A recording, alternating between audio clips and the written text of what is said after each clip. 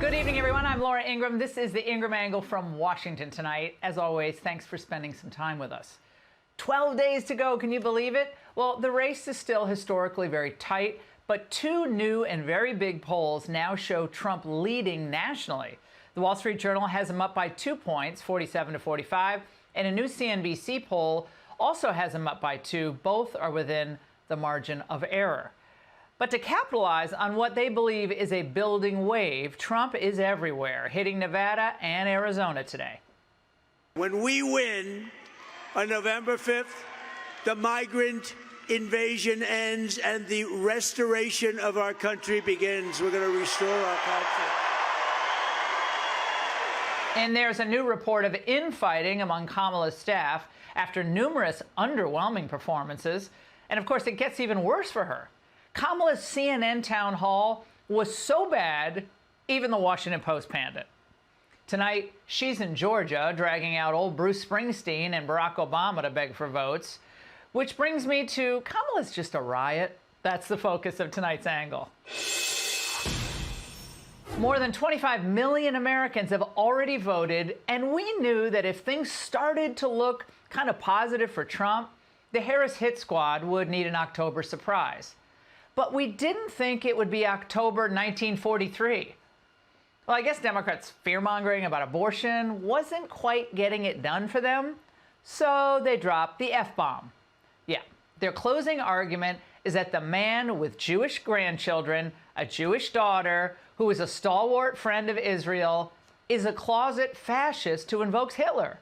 Who knew Trump was such a talented actor? Today, we finally acknowledge the obvious, that Jerusalem is Israel's capital. The Jewish state has never had a better friend in the White House than your president, Donald J. Trump. That I can tell you. After 8 long years in which our alliance was undermined and neglected, I am happy to report that the United States-Israeli relationship is stronger now than ever before. Now, in fact, Trump was so pro-Israel as president, Pew Research even found that 42% of American Jews thought he favored Israel too much. So all of this is ludicrous, and it's so low that it almost doesn't even merit a serious response. I was thinking of it this way. If our generals can't recognize the difference between fascism under Hitler and the American populist movement under Trump, well, the angle questions what is being taught in our military academies. Of course, this smear was carefully choreographed and timed. Step 1, the New York Times interview with John Kelly. Step 2, get Kelly to drop the F-bomb. Step 3, Anderson Cooper asked Kamala for her reaction. Do you think Donald Trump is a fascist? Yes, I do. Yes, I do. And I also believe that the people who know him best on this subject should be trusted. And step 4, the press poodles snap into action as instant validators with somber faces and dire warnings. Trump's fascism is the lead story every day. His cozying up to dictators, his obsession with Hitler that has now come out. I still see this as General Kelly and those other generals, they're still protecting America, right? This isn't about partisanship. The language, the actions of political rhetoric is 1930s Germany. We got to wake up. This is not hyperbole. This isn't entertainment value. Oh, wait, he just said it's like Germany, Hitler's Germany, but it's not hyperbole. Trump shot all of this down moments ago in an interview with our own Bill Maloogian. She did call me a fascist, and everyone knows that's not true. They call me everything until, something sticks. I want to give you a chance to respond to your former chief of staff, John Kelly, directly. He said some things about you, essentially accusing you of disparaging American soldiers in an Atlantic article. When's the last time you talked to him, and how would you like to respond? Years ago, I fired him. He was a bully, he was a bad guy, and he ended up being a weak guy because all bullies end up being weak. And he wasn't a smart guy. It's a bad combination. But I fired him. He made a statement that I'm like Hitler. It's just couldn't be further from the truth. It's just the opposite, actually. Now, think about it. The Democrats, they're the party that allowed anti-Semitism on college campuses to fester and to grow. And it's the party where, look, Jewish students didn't feel safe walking to their own dorm rooms. And the party's claiming that Trump now has a Hitler-esque fascination. These people haven't just lost their way, they've apparently lost their minds.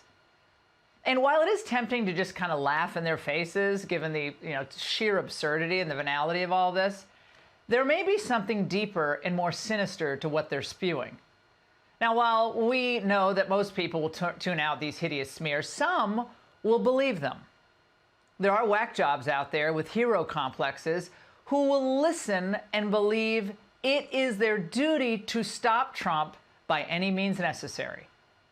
Now, we already had 2 freaks try to kill Donald Trump in a 2-month span. Oddly, we still don't know what compelled Thomas Crooks to try to murder Trump and Butler.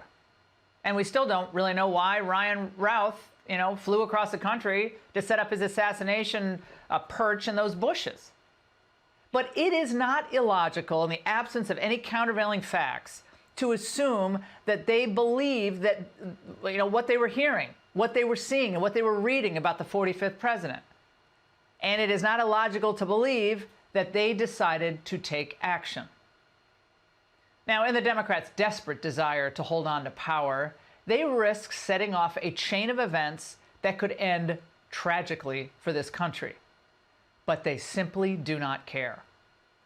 Now, remember, these are the same people who were still tying Trump to violence on January 6th. Back then, remember, they said, and they still say, his words mattered. Challenging the election results. He shouldn't have done that. It stoked the unrest. That's their argument. Of course, it was ignoring that Trump told his followers to march peacefully. They always ignore that. But what accusation is worse in politics than the Hitler fascist accusation that they're lobbing now? So when Kelly, his assessment was agreed to by Kamala Harris, I thought, why didn't Anderson Cooper follow up with, well, madam, if you truly believe that Trump is a fascist who admires Hitler, will you accept the results of the election if he should win? Or Cooper could have asked, some criticize Trump for not attending Biden's inauguration in 2021. Will you attend Trump's?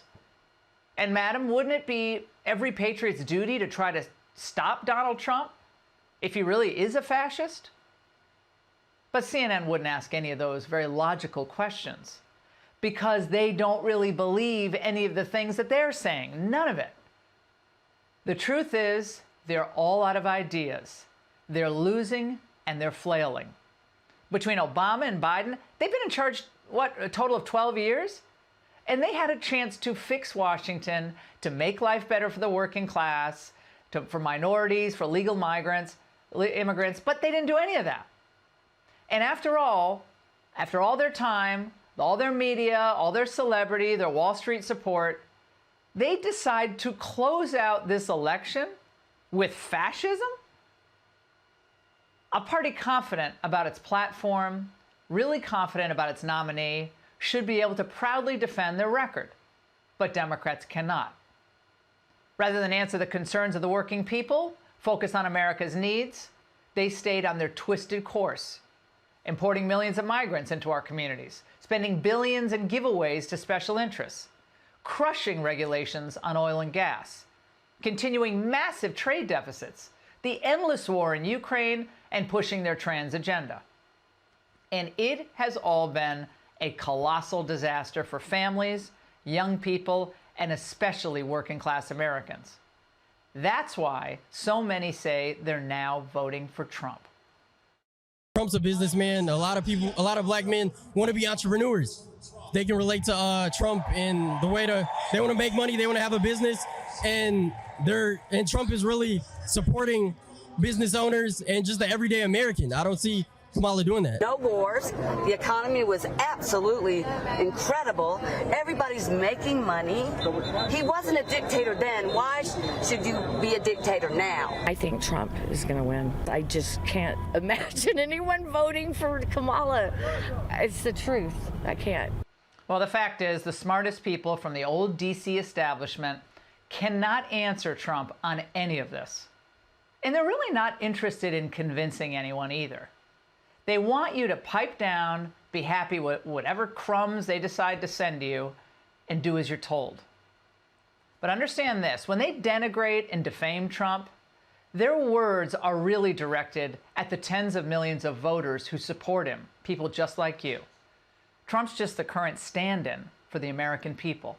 And that's the angle. Joining us now. Kamala Harris wanted another debate, and she got one. A debate with herself. Listen, Kamala Harris participated in a one-person debate last night, and she lost. She was supposed to close the deal at a CNN town hall last night, but somehow she made things worse. I'll just tell you what I'm hearing from people who I have been talking to, and that is that if her goal was to close the deal, they're not sure she did that. And, you know, some people have asked, is she being held to a different standard? Maybe, but that's maybe the world that she's living in. Dana, what different standard is she being held to? Is it because she's a woman? Is it because she's black? Is it because she's new at this? Because she's not that new at this. She's been a politician for 20 years. They're still making excuses for her. Do you want a president who the media has to make excuses for? We just had that, and that's why Kamala is the nominee. If this was the final job interview, Kamala's not getting a call back. In any job interview, it sounds cliche, but they ask you, what's your biggest weakness? What weaknesses do you bring to the table, and how do you plan to overcome them while you're in office? That's a great question, Joe. Well, I am certainly not perfect, so let's start there. And I think that perhaps a weakness, some would say, but I actually think it's a strength, is I really do value having a team of very smart people around me who bring to my decision-making process different perspectives. My team will tell you, I am constantly saying, let's kick the tire on that. Let's kick the tires on it. My biggest weakness, I can think of a half a dozen things off the top of my head. I'm impatient. Sometimes I don't listen carefully. Sometimes I'm late. But my biggest weakness is actually my strength. Come on. So, let me ask you a question right off the bat. What do you think are your greatest strengths as a manager? Why don't I tell you what my greatest weaknesses are? I work too hard, I care too much, and sometimes I can be too invested in my job. Okay. And your strengths? Well, my weaknesses are actually strengths. Kamala is becoming the stereotype of a typical slippery politician who's just too fuzzy to trust. Is there something you can point to in your life, political life or in your life in the last 4 years, that you think is a mistake that you have learned from? I mean, I've made many mistakes. And they range from, you know, if you've ever parented a child, you know you make lots of mistakes too. In my role as vice president, I mean, I've probably worked very hard at making sure that I am well versed on issues, and I think that is very important. It's a mistake not to be well versed on an issue and feel compelled to answer a question. You know, Kamala actually touched on something that makes her human. She became a stepmother to Doug's children, and she made some mistakes helping raise them. That's relatable. A lot of Americans deal with that. An answer could give us insight into who Kamala is, but she gives us a phony answer, that her biggest mistake is that she's too prepared. Does anybody believe that Kamala Harris is over-prepared for this job? Again, off the top of my head, half a dozen things. I was immature in college. I didn't take care of my body in my 30s. I shouldn't have swallowed that pill Gutfeld gave me. She could have killed two birds with one stone and said, well, we probably shouldn't have spent so much money on COVID recovery. We didn't get the number right. How hard is that? You show some humility, and then you distance yourself from Biden in the same answer. At this point, I'm not sure Kamala can answer, what's your favorite color? I may not be quick to have the answer as soon as you ask it about a specific policy issue sometimes, because I'm going to want to research it. I'm going to want to study it. I'm kind of a nerd sometimes, I confess. If this is Kamala Harris studied and well-researched, we're in trouble. She spent 48 hours preparing for this town hall and couldn't even answer this question. If you could accomplish only one major policy goal that required congressional action, what would it be and why? Well, there's not just one. I have to be honest with you, Carol.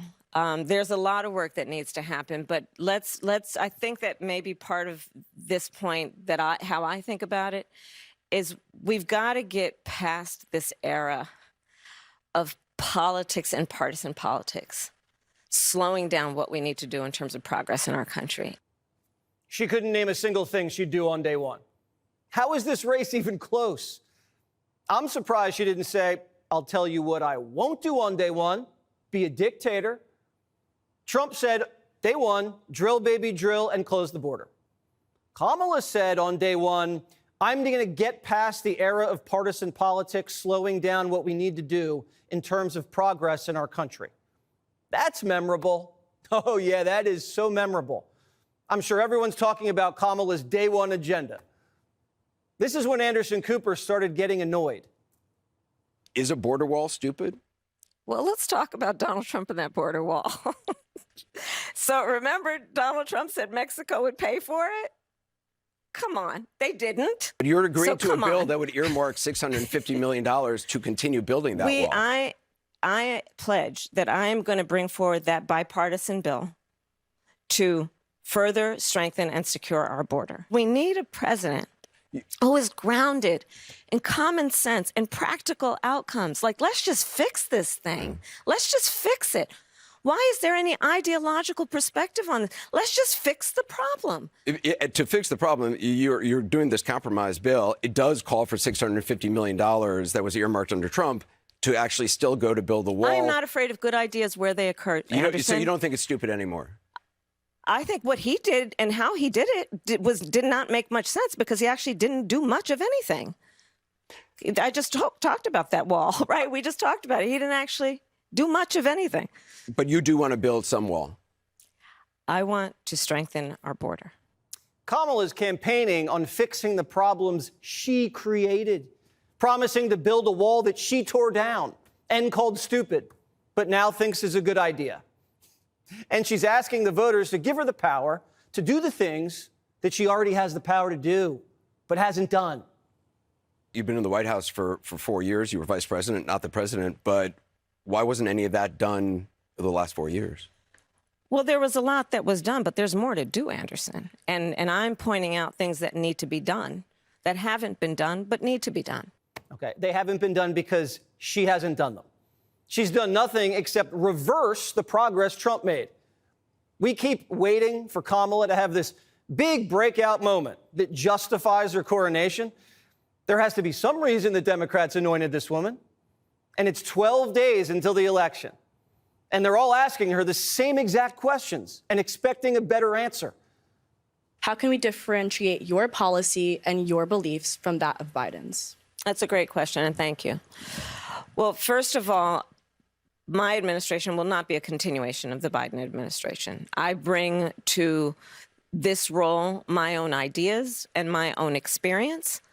I represent a new generation of leadership on a number of issues and believe that we have to actually take new approaches. What are the new approaches? Nobody knows. She's gotten asked the same series of questions for the last month. How are you different than Joe? What happened to the border? How are you going to tackle inflation? Did you notice Biden was slowing down at any time? Oh, and who are you? And what are you going to do on day one? She's hurting herself on CNN and shows like The View. What does that tell you? The media's given up. And now they're embarrassed that they propped her up. When she doesn't want to answer a question, her habit is to kind of go to word salad city. The word salad stuff gets on my nerves.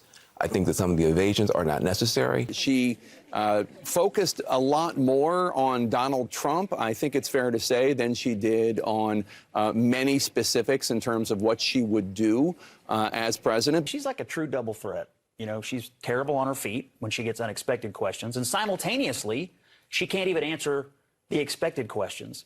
It's nothing, nothing, nothing. Empty, empty, empty. If she were an animal, she'd be a duck-billed platitude. Kamala went from the next Messiah to a duck-billed platitude. And you have to remember, these CNN people, they're there to help. This is a hand-picked town hall with her good friend Anderson, who isn't asking gotcha questions. Oh, what's your biggest weakness? What's your biggest mistake? These are questions an admissions director asks a 13-year-old applying to prep school. Leland, tell me about a challenge you've faced in your life that you were able to overcome.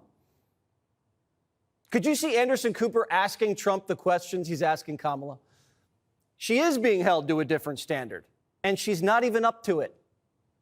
I think that she takes a really long time to get to her point, and that she does rely on talking points too often. I think she's gotten much better than she used to, but it's almost as if she's afraid to say something that will later come back to haunt her. I just wish she would say, this is our plan, or you're right, a lot of illegal immigrants have come into this country during the Biden administration, but this is why, and this is what I want to do about it moving forward. You know, I don't find her explanation of policy that compelling compared to, say, someone like Bill Clinton or Barack Obama.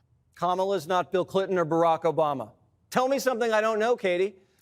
The media made Kamala from scratch this summer and told everyone she was sensational, and are now disappointed she's collapsing during the home stretch. Kamala Harris was just a fantasy of the media's imagination, an anything but Joe doll that they pieced together in Chicago, and now they're all shocked she could barely walk. The scary thing is, if the election had been in September, Kamala might have won, and America would have been stuck with a woman not even cut out to be a small-town mayor. That's how corrupt the Kamala candidacy is. It was a ruse that ran out of runway. And welcome to Hannity. And tonight, Democrats, they have failed Americans, all of you across the country. Their policies have caused backbreaking inflation, rising crime, a housing crisis, and, of course, an illegal immigration crisis. It has created one of the biggest national security threats in the history of our country. We now have known terrorists inside our country. Iranian hit squads we know are in the country. We have gang members, people that have murdered Americans, raped Americans, violent crimes committed against Americans. We have cartels, and the list can go on and on. And now, even simple tasks have become worse under the radical policies of Harris and Biden. You can't even buy laundry detergent without having to call over a cashier in some stores to unlock some glass security case. That is, if you can actually afford it. And gassing up, yeah, $1.50 more a gallon. How does that feel every time you fill up your car? I don't like it.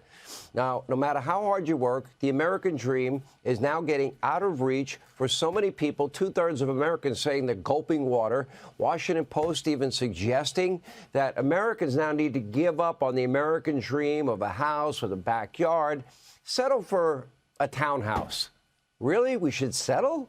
No, how about we aspire to? And the media mob and the left wing, in this country scratching their heads. Why is Donald Trump doing so well? It's not sexism, as suggested by Barack Obama, or racism and sexism, suggested by of African-American men, as alleged by Stacey Abrams. Pretty insulting comments. These surrogates for Kamala, they're not doing too well. They're not helping her. Coming up tonight, we'll check in with my buddy, our friend, Stephen A. Smith. He will join us with more on why Kamala Harris is actually losing so much support from African-American men and Hispanic-American men. But let's be clear about this. The serious problems that are facing most Americans, they're not going to get better under a Harris administration. She even said, I'll change nothing. At best, that would be the best case scenario. She'd be a continuation of Joe Biden, which in and of itself is a continuation of American decline. At worst, she will embrace her stated positions, her own words, those core, radical, extreme, socialist, Marxist values, and kind of turn America into Venezuela. Now, during a disastrous town hall last night, Kamala failed to take any responsibility for the failures of the Harris-Biden administration and could not or would not say how the next 4 years would be any different. It was a disaster last night. Take a look. Some voters, though, might ask, you've been in the White House for 4 years. You were vice president, not the president. But why wasn't any of that done the last 4 years? Well, there was a lot that was done, but there's more to do, Anderson. And I'm pointing out things that need to be done, that haven't been done, but need to be done. And I'm not going to shy away from saying, hey, these are still problems that we need to fix. Haven't been done, need to be done. We have to do them. I can't take it. It gets worse.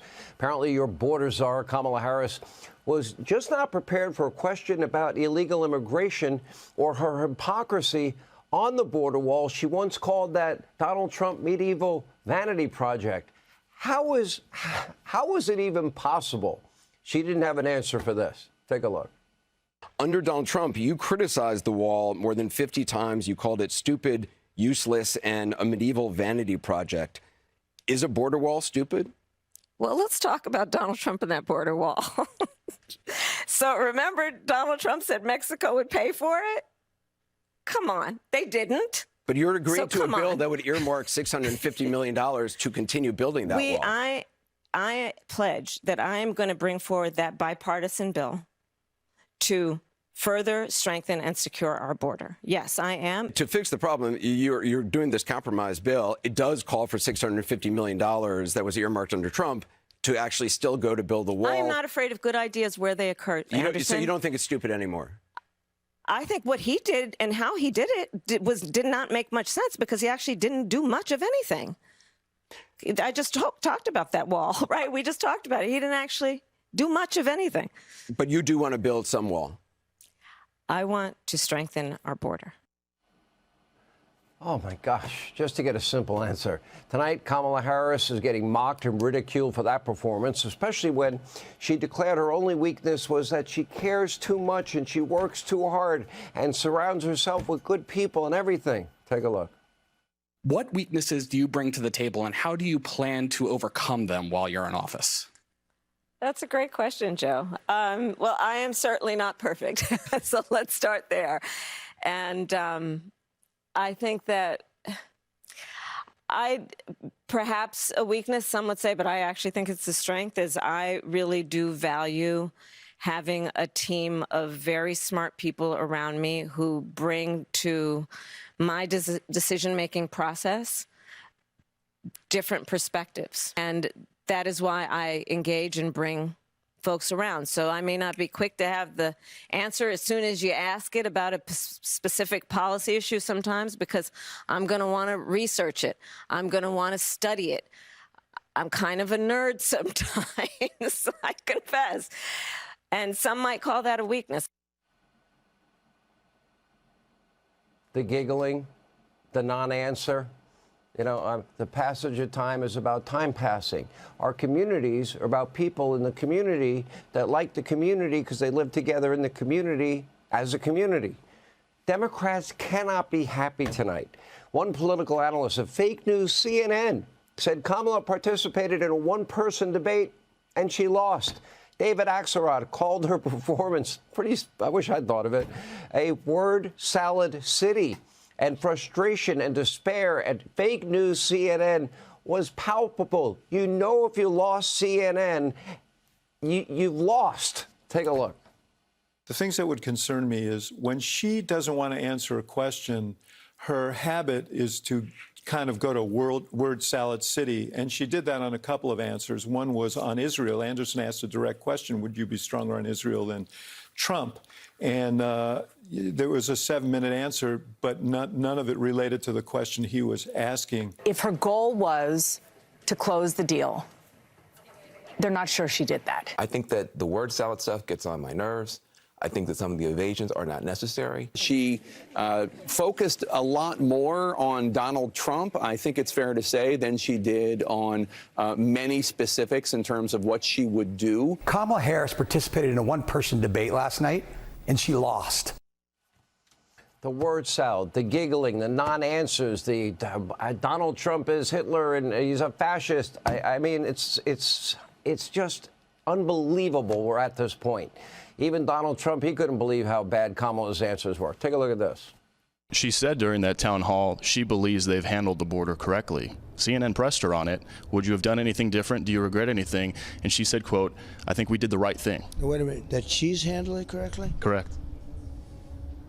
She said that? She said that. She said, quote, I think we did the right thing. We allowed 21 million people in. We allowed 13,099 murderers. We allowed mental institutions from all over the world. If she said that, look, she's a grossly incompetent person. And if she said that, they had the worst border in history. Now, as you could probably tell, almost no one on either side of the aisle, this thinks Kamala Harris is a good candidate. But make no mistake here, she would be an even worse president. That's the scary part. And her closing argument to you, the American people, is that Donald Trump is a fascist and a Nazi, and that her surrogates are claiming that she's Stalin and Hitler and Mussolini. We have all heard these smears times and times again. By the way, by Democrats historically over the last 8 years. They even compared John McCain, Mitt Romney, Paul Ryan to Hitler. And meanwhile, Trump's presidency was marked by, let's see, global peace, economic growth and stability, and by some measures, the best we'd had in 60 years, wealth income going up, lowest job for minorities in this country that had suffered under the Obama years and the Biden years. And Israel never had a better friend in the White House than Donald J. Trump. And needless to say, Americans, they're just not buying Kamala's smear campaign. As of tonight, Donald Trump is up in 4 separate national polls. He's up by 3 in the Wall Street Journal and up by 2 according to NBC. He's up by 2 over 50 and over 50% according to Forbes. Rasmussen has him up by 3. Now, these polls looked a lot different 4 years ago. Even though Trump lost by razor-thin margin, the Wall Street Journal had him down by a whopping 10 points in 2020. CNBC showed him down 10. Rasmussen had Trump down by 1. And at this point in 2020, 0 national polls showed Donald Trump in the lead. In fact, the Real Clear Politics average showed Biden up by more than 8 points at this point in 2020. And now Harris is up by less than a point and trending in the wrong direction. And in the battleground states, Real Clear Politics, you see a similar pattern. At this point in 2020, Trump was down by nearly a point in Georgia, more than 5 in Wisconsin, more than 5 in Pennsylvania, more than 9 in Michigan, more than 2 points in Arizona, more than 5 points in Nevada, and more than a point in North Carolina. Now, every one of those states has flipped, and Donald Trump is leading the Real Clear Politics average in the battleground states. His favorability rating is also up 4 points, while Kamala's favorability is more than 7 points lower than Biden at this point in 2020. But again, there's only one poll, and I say this with all seriousness, only one poll that matters, and that's Election Day. And despite a dramatic shift in the polls and the betting markets, this race is still within the margin of error. I am asking everybody, if you care about the future of your country, you want to leave it in a better position for your children and grandchildren, assume that your vote will decide the outcome of this race. Don't forget that red wave in 2022, everybody was predicting, it never materialized, did it? Meanwhile, Democrats are desperate. They are terrified of losing power. They hate Donald Trump. They will jump through hoops to turn out their base. The only way to counter this is to treat every single day like Election Day. In states all across the country, it's Election Day. You can vote tomorrow morning. And don't wait. The polls, get out, vote, bank your vote. I talked to my friend Joe Bastardi, weatherbell.com. He said, Sean, we may have as many as 2 more hurricanes this year. What if it happens election week? You don't know. This is not the system I want. System we got. You want to change it, you got to win elections. Hey, Sean Hannity here. Hey, click here to subscribe to Fox News YouTube page and catch our hottest interviews and most compelling analysis. You will not get it anywhere else.